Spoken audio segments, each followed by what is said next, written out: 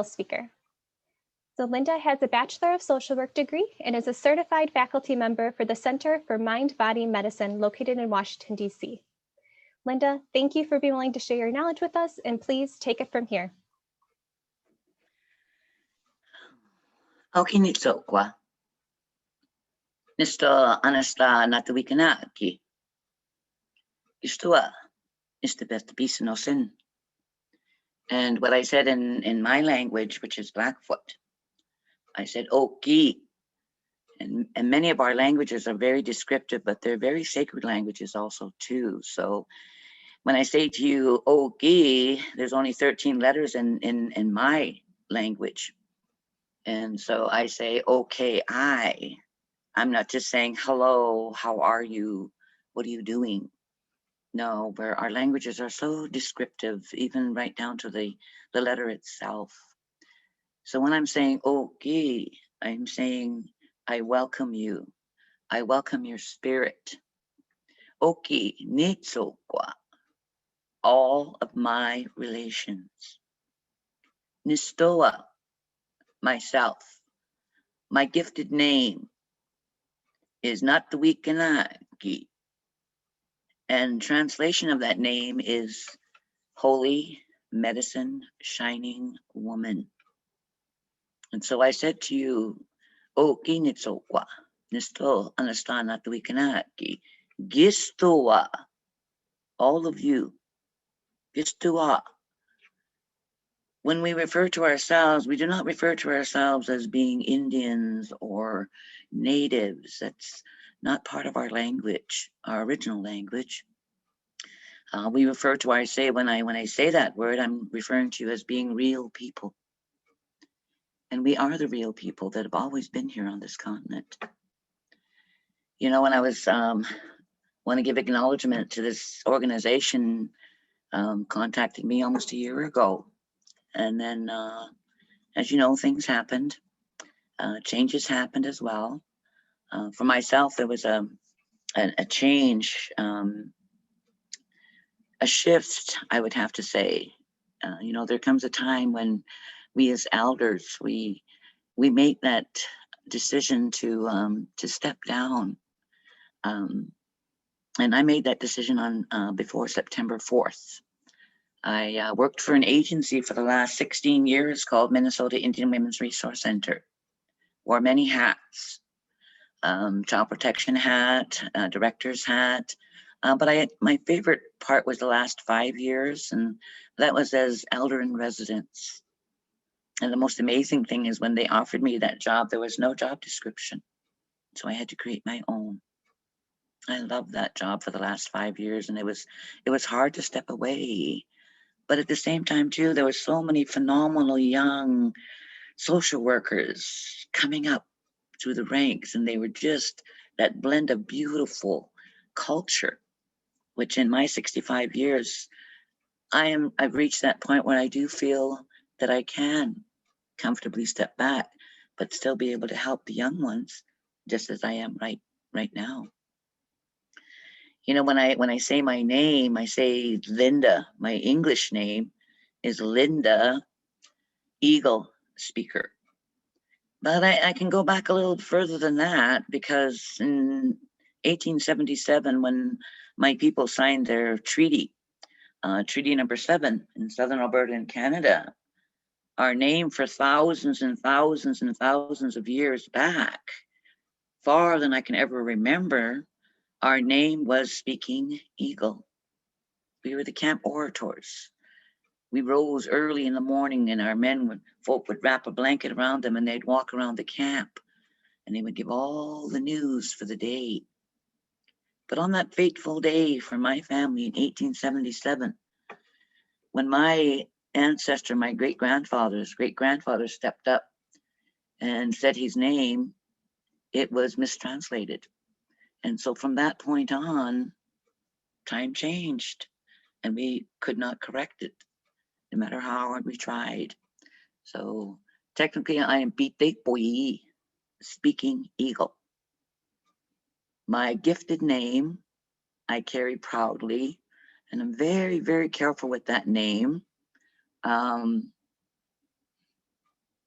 I would have to say right about the age of about 19 years of age, I received my adult name.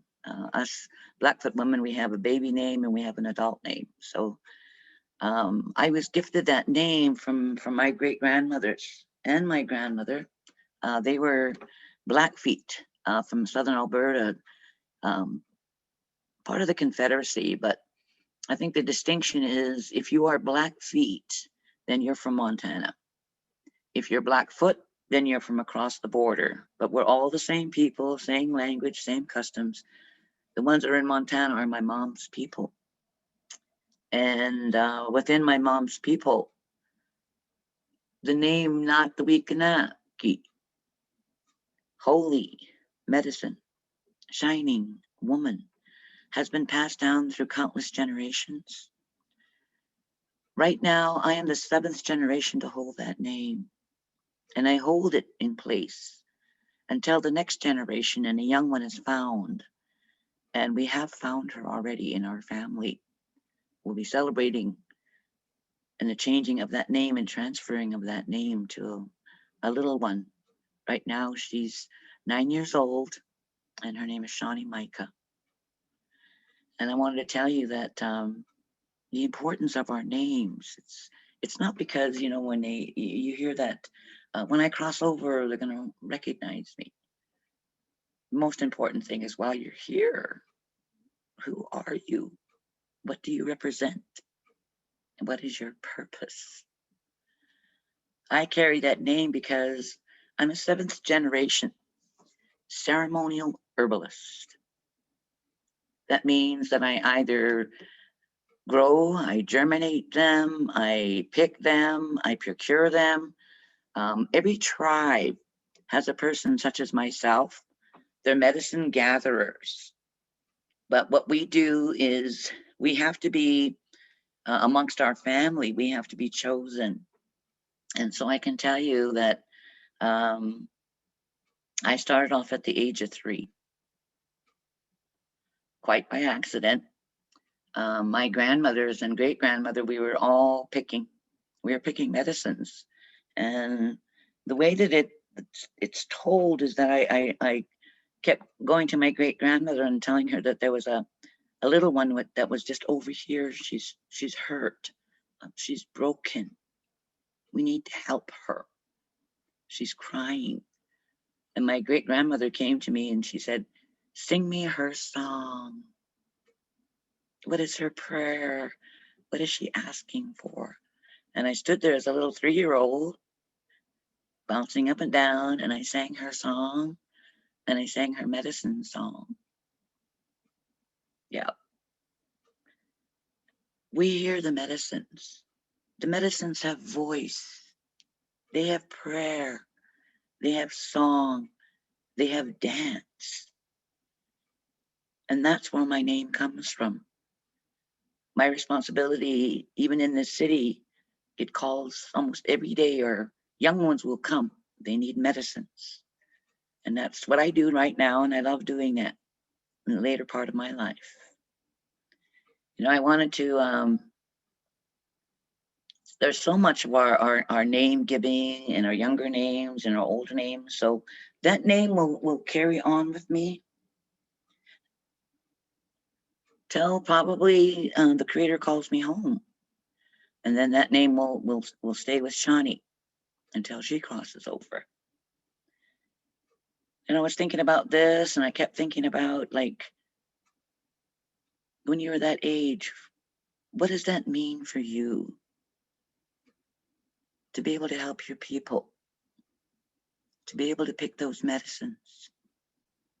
And what that means is that there are many people such as myself and all of our tribes. You just need to search them out, look for them.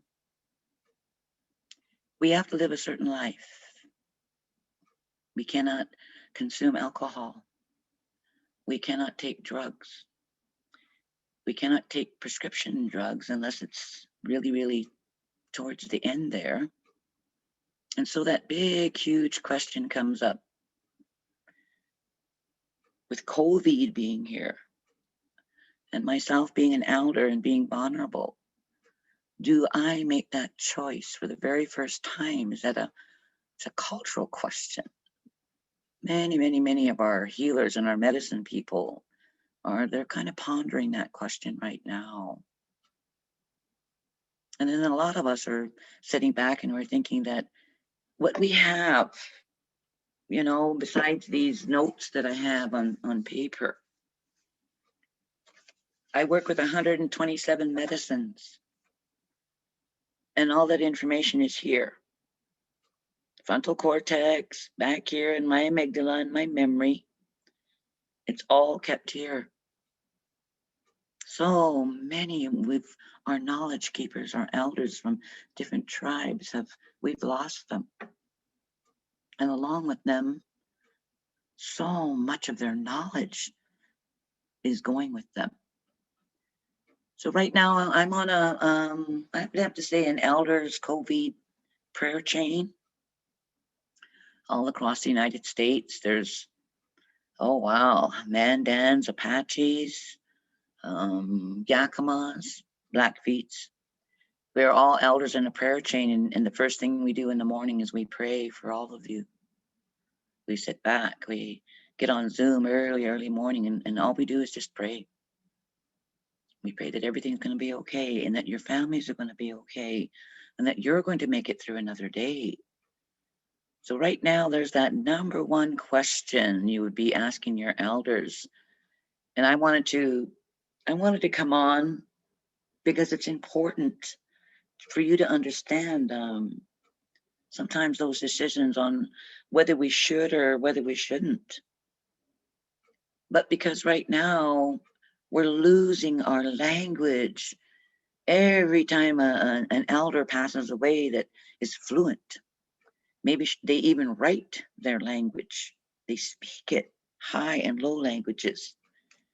They're beautiful makers of potteries and rugs and all these beautiful stories about creation and all of that. What my parrot chain has come to is that we need to do everything we can to preserve that tribal knowledge, that knowledge that's not shared in a book. Very rarely like this will they ever come forward and let you videotape them, eh? But I came on for a lot of reasons. I came on because of the way that I was trained as a little child, the way that I live.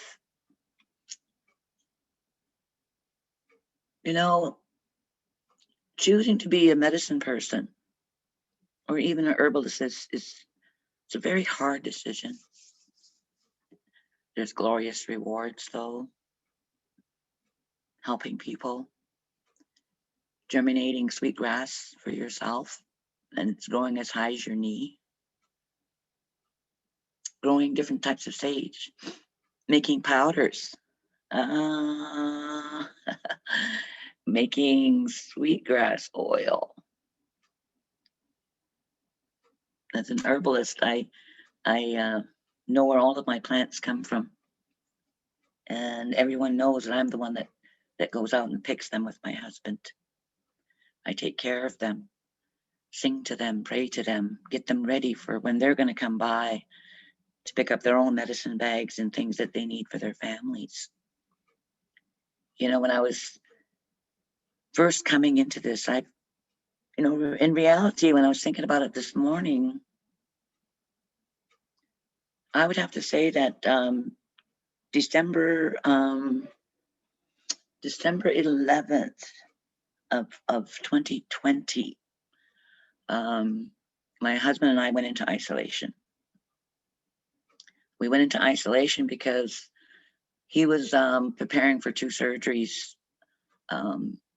losing his sight, cataracts in both eyes and glaucoma in both eyes. So I took it upon myself and I decided it was time for me to take care of my husband and use the medicines and the teas and everything to get him relaxed just before surgery. So technically I've been home for about a year. We do not venture out anymore. My husband is going to be getting his first vaccine And I've made that decision for myself and for my grandchildren. I have 2 biological sons. I have 6 traditionally adopted sons. I've got 3 traditionally adopted daughters. I've got 8 biological grandchildren, and all total, I've got 16 grandchildren. Yes, I'm going to take it in the arm for them. It's important that I be there. My little grandson, the youngest one, Shiloh. Shiloh turned 6 years old this morning, and he loves medicines, and he has his own garden, and he lives in Nova Scotia. He was quite excited this morning we Skype, we go back and forth and we do Zoom, but mostly we'll just pop up on my phone. Oh, glorious. I want to be around here until I'm at least, give or take maybe 100 and something in that way. But I'm going to tell you a little bit about when I'm talking about being at that age and all of that. I think with going into COVID and going in a lot earlier with my husband, it was really, really, really hard for this city. For those who don't know, I'm in Minneapolis, Minnesota. And while we were going through COVID, at the same time, our city was turning upside down for fear and all kinds of things. And they kind of wrapped it all into racism, and George Floyd's events were going on and all of that at the same time, and that fear and everything that we had. So one day I just sat back. I was sitting in my office like I am right now, wondering about how can I help everybody out there? What can I do as an elder? What can I do as an elder who hasn't really seen anybody for, wow, a long time? I'm a hugger, and I really miss those hugs. I haven't had one good one for a year. So I told myself, you know what, Linda? Bring your medicines to the children, to the families. Bring your medicines to teach the young ones, and families can gather together. So the first thing that I did is I made sure that my office was set up, but the other part of the room is all different medicines, and my pantry's full of medicine. So I decided what I was going to do is I was going to make what they call prayer kits. And that contains the 4 medicines. So the tobacco, sweetgrass, sage, and flat cedar. The tobacco I actually make myself, and I teach people how to make tobacco. A traditional tobacco was made from red willow. Or you have the Plains tribes, the buffalo culture people, and they use red osier dogwood. So right now is the good season. You wait until the second frost, and you look at your red willow and it's just turning a bright, bright red, and so is your red osier dogwood. It's prime right now. We're going to have one good freeze this coming weekend. So women around here from all over will be going out to picking red willow, and we'll be teaching different children. So it was important that, okay, we're going to make that medicine pouch. So you're going to have red willow that we've actually picked, the tobacco that we've actually made. You're going to have sage that was picked with elders, picked by these hands, cleaned and hung and dried and prepared for you. You're going to have flat cedar from a beautiful lake called Lake Mille Lacs. Beautiful place up there. Huge grandmother, 60-foot tall, flat cedar trees, just fragrantly beautiful. Wow. Sweetgrass. You're going to have sweetgrass that came from a garden from my agency, and you're going to have sweetgrass that comes from the other garden. So just those 4 medicines are each put into a bag. And then they're sent out, we were sent out to different Indian agencies, American Indian Family Center, Division of Indian Works, different areas like that. The American Indian Center itself, they were sent to all of the different young kids that were getting scared and they were getting afraid, and teaching them how to pray. And to some of them, when we're checking in with the kids, some of them are actually leading that prayer in their homes. And they know what the sacred medicines are, because a lot of these agencies, that's what we're teaching in Minneapolis and the Twin Cities. You know, the next thing that I was thinking about, what I was going to use, you know, in my lifetime, I've been a sun dancer for my tribe back home and in Montana. I sun danced and for a period of about 16 years. And during that time, we were taught to make tobacco ties. And each one of them comes from a different direction, comes from the 4 directions. That's why they're called 4 direction tobacco ties. And it's a really simple kit. And I made those for families. Families were sitting around and they were making puzzles, but they needed to have something that with a little more traditional teachings, and it affects the whole world, not only us as Indigenous people, but it goes out in all the directions. So in your little kit, all you have is a nice long piece of twine. You have traditional tobacco, and you have the 4 colors of cloth, 10 pieces of cloth each.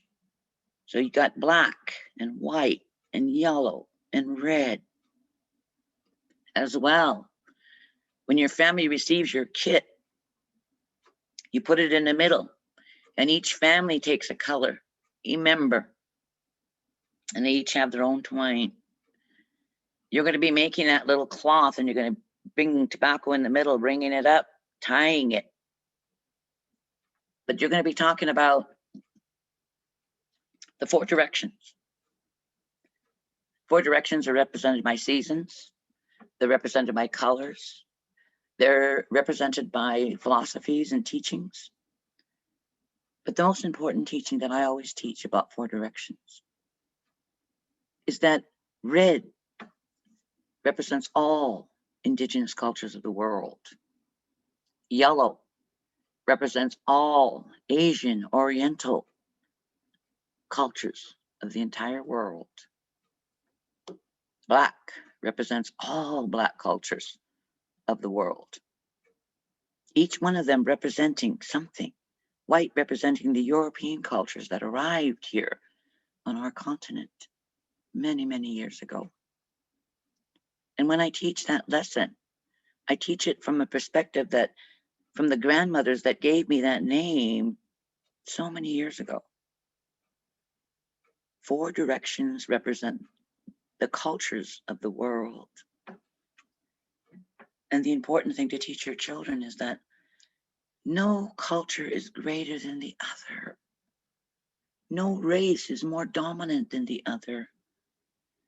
All cultures are equal to each other. We are human beings first. And so that goes into what I've been teaching. Agencies, individuals, families, calling, asking how they can take care of themselves or their families, or they're confused, or what can they do? And it's so very simple. When I think about it being so very simple, life being very, very simple, human beings, we complicate everything. We complicate everything with that gift that we received called free will. Oh, gotta watch that one, that free will. It's a free choice. You know, when we teach these things and we talk about all the cultures, we're all suffering in our own way. You know, when this COVID warrior came riding through, he just didn't come and arrive here. And we're only going to be with the indigenous communities. We're only going to be with the non-natives communities that arrived here, the Black communities. We're going to be in the Hmong community, the Asian community. That's the one. The thing about this warrior is that they are not selective. They don't see color. It doesn't see color.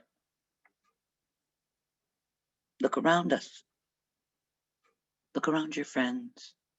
Look around your neighbors. Look around your home. Look around even that apartment that you're in or where you work. Who's gone?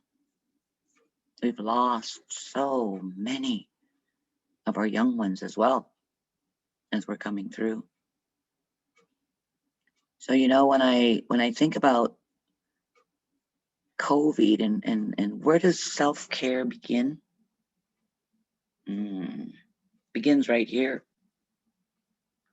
Begins with you. And the first teaching that I'm going to teach you is that we misrepresent ourselves when we introduce ourselves. Sometimes we have our name and all of our MSWs and our bachelors and our doctorate and everything behind it. And I hear that all the time when I'm running groups and support groups for women, maybe in treatment program or correctional facility, and our people have been taught to understand what they are. So if I'm in a treatment environment, that group of maybe 10 women, Indigenous women, and I ask them to introduce themselves, and they will always say it. Hi, I'm Catherine and I'm an alcoholic. Hi, my name is Betty and I'm a heroin addict. Hi, my name is David and I'm an opiate addict. That's not what you are. That is what you are allowed to become without full support and loving around you. Number one, you are a human being first, above all things. You are an incredible creation, a gift from Creator God. Look at your package, the way you're put together. Wrapped in skin. Wrapped in that colors of the different 4 directions. Next, you're either male or you're female. Or if you are twice blessed, then you arrived here as a 2-spirit human being. Oh, wow. Our people honored our people. Imagine that you came down as a female or you came down as a male. But our young ones, if they come down as both, they're incredible. And we honored our people that were 2-spirited. And we should continue that honoring, even to this day. Next, after being male and female or 2-spirited,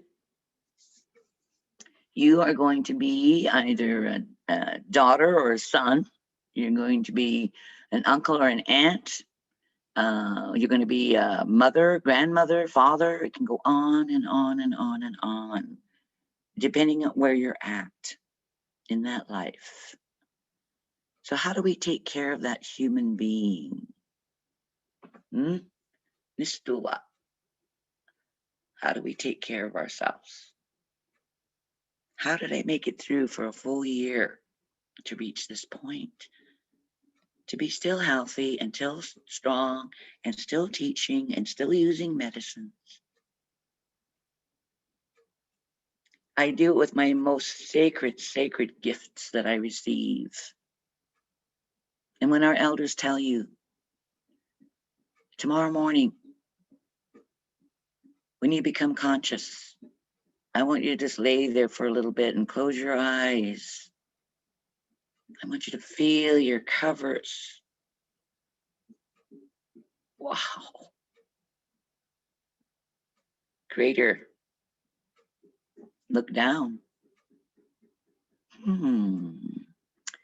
I wonder if we should wake this one up. What do you think? Grandparents, relatives that have gone on? Should we wake her up? Should we wake him up? Did they do good work yesterday? Did they help a fellow human being?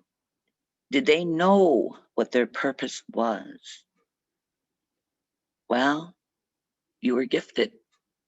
You're moving around in bed. You can feel your covers. Your eyes are slightly open. You're becoming awake. You're gifted another whole day. Not the same old day as yesterday or the week before or a year before. This is a brand new day. It's a brand new opportunity to try hard. And really, when we do that, after we woke up and all our senses are here, to be able to touch and feel my covers. Oh, wow, to be able to smell coffee coming, maybe muffins. Oh, to be able to hear my babies or my animals purring next to me, still comfortably sleeping. To see with my eyes. I have gift of sight again. Smell, touch, feel. My greatest gift, my gift of voice. I receive that every single morning. So then do you decide in this COVID time, how am I going to use my gifts? Today I'm going to use my gifts to teach people from all over the place. And hopefully that they will listen to some of Grandma's words. Because I am a grandma. Hopefully one day my grandkids are holding out on me. They want to go to university. And I want to be a great grandma one day.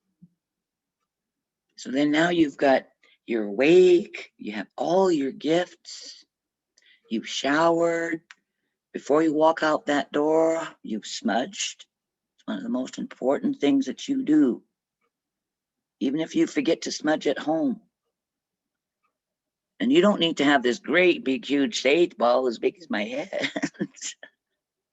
This needs to be tiny, tiny, tiny. Say a prayer. Give thanks for waking me up, for my gifts.